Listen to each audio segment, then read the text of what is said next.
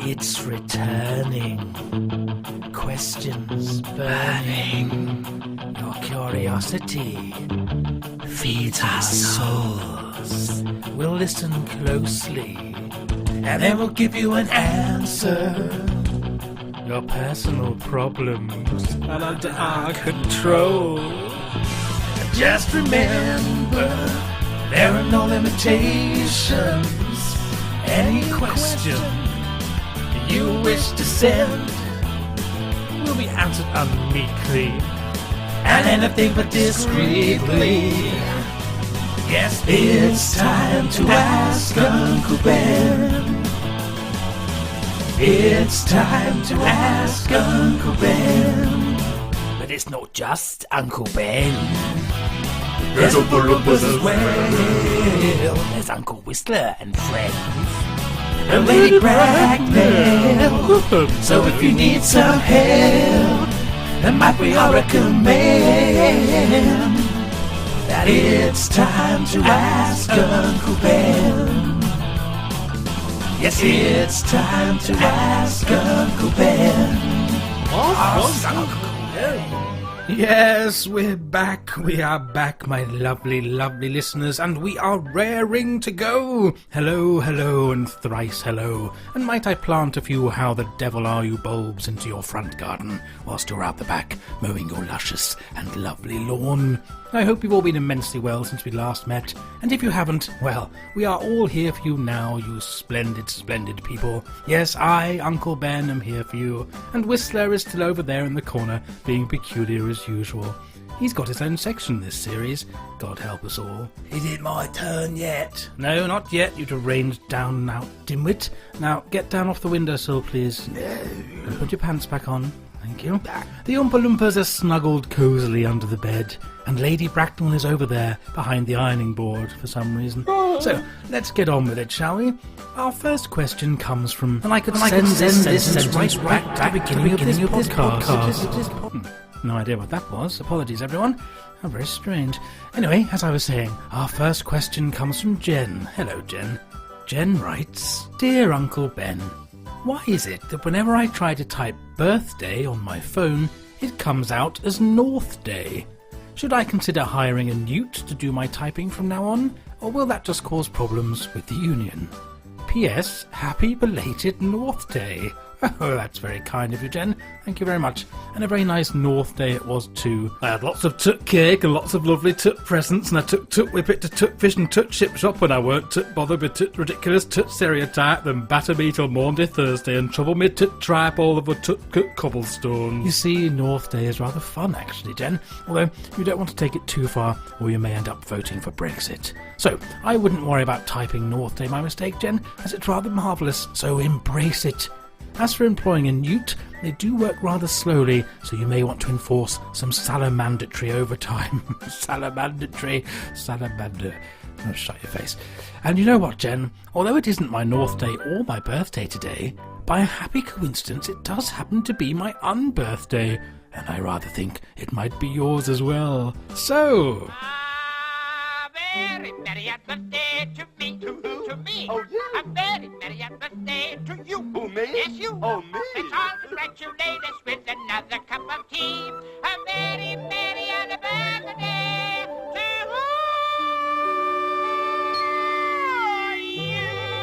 you. Marvellous, marvellous. Right, the next question comes from Andy. Hello, Andy. Andy writes, Dekar Uncle Benk. I think he's very subtly pointing out the strange spelling of uncle on Facebook that I've spelt with a K. That's only because Facebook wouldn't let me do it properly, because it's stupid. Anyway, dear Uncle Ben, whilst staying overnight at the White House as a personal guest of President Donald J. Fart, I was caught short and in desperate need of the facilities.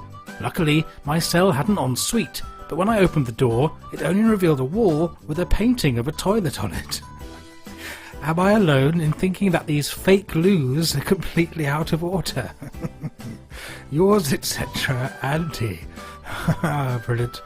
And you are quite right, Andy. Fake loos are a very dangerous thing, and they don't give you much to go on. Do please keep an eye out for them, everyone. You get a lot of them on Facebook, in fact. For example, fake news going on and on about anti-vaccine nonsense and holistic twaddle generally. If you believe any of their utter rubbish, then you're in trouble. Yes, these fake news really do take the piss. All right, I'll stop it now. Pardon me for bothering. So thanks for the reminder, Andy. Much appreciated. Now, next question. Dear Uncle Ben, why have people started to use the phrase "let's shed some light on the situation" to mean "let's switch on the lights"? Is it stupidity, or is it an attempt to be funny by making a metaphor literal? It's wearing me out. Yours sincerely, a light switch. P.S. I am a light switch. Well, yes, that must be exhausting. No wonder all these antics are turning you right off, or on, as the case may be. Unfortunately, I don't think it is a joke, I'm afraid. This trend for making metaphors literal is getting more and more prevalent. Why, only the other day, a friend introduced me to the light of his life.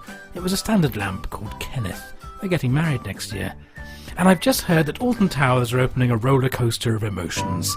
Oh, and another friend of mine has started going out with a bath because she has a bubbly personality. It's all a bit much, really. Anyway, I'm off to paint the town red now. It's going to take me ages. Right, a question from Kingsley. Hello, Kingsley. Kingsley writes, does one do domu? One certainly does do domu, Kingsley, but like any decent gentleman, I only do it with 6 croquet mallets and with all the lights turned off. I also do monocle racing, but that's another matter entirely. I sincerely hope you do domu too. Do please let us know your preferred method. Next question. Dear Uncle Ben, could you please share with us mere mortals your recipe for success? Also, could Whistler please share his recipe for jam roly-poly? Yours sincerely, Delia Gelia. Oh, God, I can't read it. Yours sincerely, Delia. Well, right, wait a minute. Yours sincerely, Delia. Delia. I can't read, which is useful for this. I nearly said profession. It's not a profession. Sitting in my bedroom with my dressing gown. Yours sincerely, Delia Smith. There we are. Ah, someone's actually asked you a question there, Whistler. She's clearly a woman of taste. Let me tell you about my roly-poly. Not yet, thank you. Wait until your section. No. Put your trousers back on and wipe the jam off. Thank you. Now, Delia, my recipe for success. Well, I'm not entirely sure I'd call sitting in my bedroom recording nonsense while surrounded by deranged fictional characters a success as such, but if it is, then the recipe would be to only ever leave your room to go to work, never see or talk to anyone, and eat as much as you possibly can every single day until the only thing that fits you is a small detached bungalow in the Lake District. Hope that helps. A question now from Alex. Nice to hear from you, Alex. Alex writes, Dear Uncle Ben, I'm thinking of starting my own business. Now I'm thinking that my business has turned a healthy profit. Now I'm dreaming about committing fraud, being caught, losing everything, and having to file for bankruptcy. Now I'm imagining the court case, but the judge is an exotic cheese board. What's your favourite exotic cheese? Also, dear Uncle Whistler, what's your favourite erotic cheese? Well, there's another one for you there, Whistler. I'll show you my cheese. Not yet, you won't, thank you very much. You wait your turn and take the cling film off it. Well, what a splendid imagination you have there, Alex. What's my favourite cheese? Cheese. Well, it's difficult, you know. There are just so many. Mascarpone, burrata, Emmental, Camembert, mozzarella, farmer's cheddar, pecorino romano, manchego, Australian brie, provolone, feta cheese, gorgonzola, robiola, parmesan and capriola. We didn't choose the cheese board. It's been soft and gurgling since the milk's been curdling. We didn't choose the cheese board. It's all blue and veiny like a dead old lady. That's quite enough of that. No, I'm sorry, I really can't decide. Sorry, Alex. Right, let's get this over with, shall we? Let's do your section now, Whistler. All right. Go on to brace yourselves, everyone. Good luck. Oh, yeah, that's nice. I like that. He's creepy and he's rapey, and probably ate a baby. He's filled with filth and rabies, the Uncle Whistler Show. Hello and welcome to my show. It's my show, it's my show. You can send me any questions you like. And you can also send me any underwear you like, except clean ones. I like them really. Get on with the questions, you diseased derelict. It's my show, my show. Right.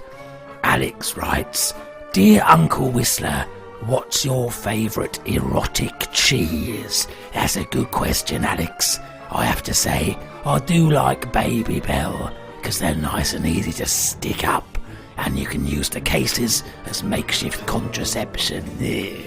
But give me someone covered head to toe in Stilton any day, and I become a ravishing maniac. Get on with the next question, Whistler, you perverted pariah. This is my show. All right. And sticking with the food theme and with my personal hygiene, I stick to most things. Delia Smith asks, see, I can say it. Shut up. Could Whistler please share his recipe for jam roly-poly? Certainly I could. I'm always happy to share all my infections, recipes. First of all, everyone, you make your sponge by getting a sponge. I'm using one that I wipe myself down with every other December, and there's no need to wash it or anything like that. Now, you need your filling. We take 6 voles, place them gently in the centre of the sponge, and then we smash the life out of them. Smash, smash, smash. Now it's all bloody and horrid. We roll the sponge up and then shake sugar all over it. If you haven't got any sugar, then toenail clippings will do. Gives it that extra crunch. And there we are, everyone. My voly-poly. I think that's what you asked for anyway. Right, next question. Andy writes, Dear Uncle Whistler, thank you for your letter dated the 8th of March, the contents of which have been duly noted. To respond to the various queries you have raised, number 1, you'll have to buy me dinner first. Number 2, tricky, but our urgent advice would be to seal off the flow ASAP with a makeshift tourniquet. And 3, this is a popular error. It actually lasted for 116 years. In conclusion, I would like to take this opportunity to ask you a question. Namely, which prize git gave you my postal address? Scrumptiously yours, Andy. Yeah, no one gave it to me, Andy. I followed you home from the supermarket. And by the way, your windows need cleaning. Well, they do now. Oh, and you really should get that mole checked out. Next question. Mrs. Suspicious Coffee Mornings writes, Dear Terrifying, you little flirt, you. Dear Terrifying, now that you have your own section of the show, about time, you should expand your dreadful interests. Ooh, how about starting a zoo? Oh yes, I like animals. This is the song you could use in the TV advert. Oh, she's written me a song. That's nice. I'm quite touched. Yes, I'm touching myself right now. Stop it. I think I'll sing your song for you right now, Mrs. If you must. Shut up. Whistler's taking us to the zoo tomorrow, zoo tomorrow, zoo tomorrow. Whistler's taking us to his zoo tomorrow. We won't last the day. We're going to the zoo, zoo, zoo. You can come too, too, too. It'll be the end of you, you. If you come to the zoo, zoo, zoo. See all the wolfmen chomp, chomp, chomping, pulling off your arm and chomp, chomp, chomping. Here comes Bigfoot, stomp, stomp, stomping. We won't last the day. We're going to the zoo, zoo, zoo. Strap you to a canoe, new. I've been sniffing glue, glue, glue. Going to the zoo, zoo, zoo. See all the Mothmen flap, flap, flapping, skinwalkers howling, lake monsters snapping. Look, there's Whistler clap, clap, clapping. We won't last the day. We're going to the zoo, zoo, zoo. A hypnol you can chew, chew, chew, till your face turns blue, blue, blue. Yes, we're going to the zoo, zoo, zoo. There we are. Oh, wasn't that lovely? No. Now, Mrs. Suspicious Coffee Mornings finishes her question with, speaking of going, I'm getting out of here before Whistler works out where I am. Too late, my dear. I'll thank you for the song later when you go to bring your washing in and find me hanging naked on your washing line there. Well, that's it for my section this week. Hopefully you'll be sectioned next week. Shut up. Stop interrupting my show. Remember, my dears, if you've got any problems, especially dirty, filthy, naughty ones, then don't forget to just ask Uncle Whistler. Goodbye for now, you fuck. Around in flowers with her, he doesn't walk, he slithers. He like to eat your livers. The Uncle Whistler Show. Good grief. Sorry about that, everyone. Hope you're all okay after that. Right, let's have several showers and a good scrub down and get on to the next question. Tully writes, Dear Uncle Ben, is there a casino somewhere where the croupiers have massive, long, scoopy stick things? So long, in fact, that they have to stand outside about 3 miles away in order to use them. Yours, the man that broke the toilet in Monte Carlo. I was wondering who that was. Now, don't worry. It was probably fake news anyway, so he probably did us all a favour.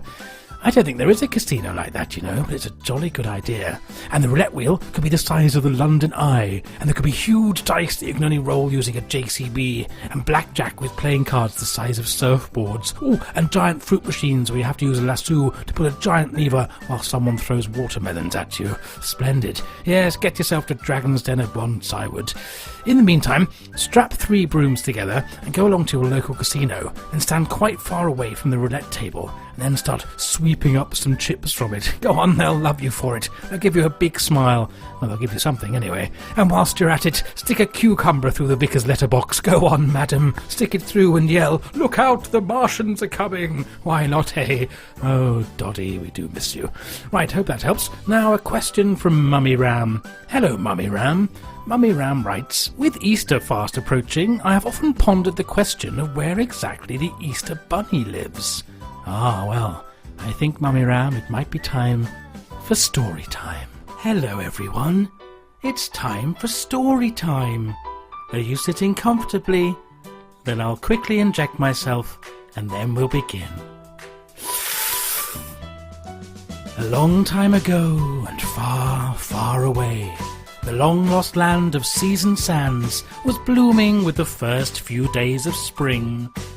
Tall trees were blossoming, bright blue flowers were gossiping, and the sparkling sun was shimmering high up in the majestic magenta sky. Then it started snowing, and everyone panicked for no reason, instead of just driving carefully and generally being sensible. Once the snow had gone, baby bunnies started bouncing up and down the hillsides. Beautiful birds sang their soulful, serenading songs. And 3-headed dragons flew with their fiery breath straight towards me. Oh God! Oh God! Hang on. That's better. One of these bunnies was the kindest bunny that you ever did see. They would help their friends find food, dig burrows for tired bunnies who didn't have the energy. They would go off and find food for the whole colony and only eat themselves once everyone else had had enough.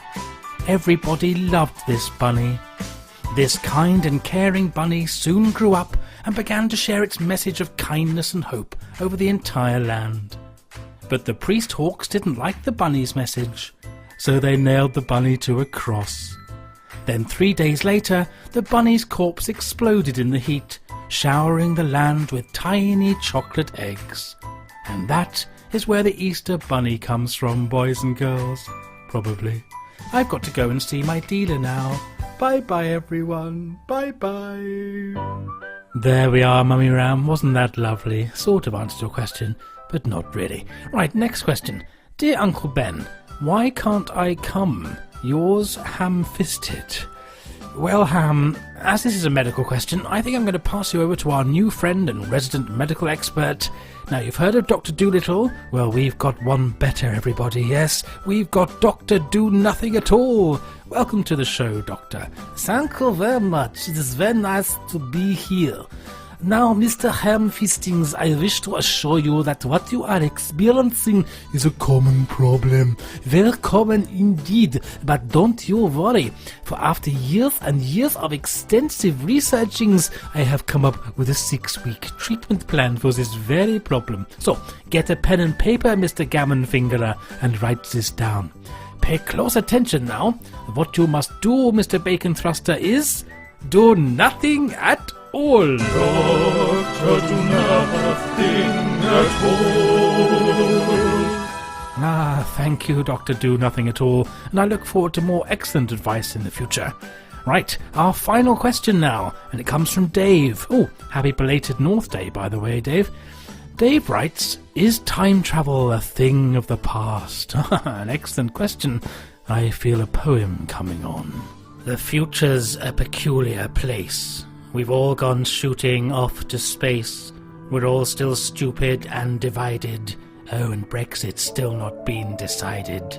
The rich are rich, the poor are dead. It's £4,000 for a loaf of bread. The ice has melted, the rainforest's gone, but Gogglebox is still going strong. There's wars for oil, wars for land. You can view it all on Instagram. The seas are dead, the air's unhealthy. The history books are full of selfies. More guns than children, less people than cars. I think I'll go back to the past. Oh God, I've gone to the wrong dimension. A clown in charge of the most powerful nation. Buffoons who swindle, cheat and lie. The NHS about to die. Governments who arm and bomb. Pretend they're doing nothing wrong. Intellectuals and experts all ignored. Shunned refugees on every shore. Reality TV is king. Encouraging them to dance and sing. Giving them dramatic scenes. And laughing as they crush their dreams. What is this hellish place I've flown? Oh, wait a minute. It's right. I'm home. Oh dear, that was rather bleak, wasn't it? Oh well, never mind. I don't believe in time travel anyway. I mean, if it really were possible, then I could send this sentence right back to the beginning of this podcast. But I can't, so there we are. Right, well, that's all we've got time for this episode of Ask Uncle Ben. Do take care of each other, won't you, my lovely listeners? And remember, if you need anything at all, just ask Uncle Ben. I'm going to leave you now with a little bit of the tatterfilarious, truly wonderful, and much missed Sir Ken Dodd. Until next time, everyone, from all of us here, bye, titty, bye-bye. Happiness, happiness, the greatest gift that I possess. I thank the Lord that I've been blessed with more than my share of happiness. To me this world is a wonderful place. I'm the luckiest human in the human race. I've got no silver and I've got no gold, but I've got happiness in my soul. Happiness to me is an ocean tide, a sunset fading on a mountainside, a big old heaven full of stars above, when I'm in the arms of the one I love. Oh, happiness, happiness, the greatest gift that I possess. I thank the Lord that I've been blessed with more than my share of happiness. Happiness is a field of grain, turning its face to the falling rain. I see it in the sunshine, breathe it in the air. Happiness, happiness everywhere. A wise old man told me one time, happiness is a frame of mind. When you go to measuring a man's success, don't count money, count happiness. Oh, happiness, happiness, the greatest gift that I possess. I thank the Lord that I've been blessed with more than my share of happiness. Oh, happiness, happiness, the greatest gift that I possess. I thank the Lord that I've been blessed with more than my share of happiness. I got more than my share of happiness.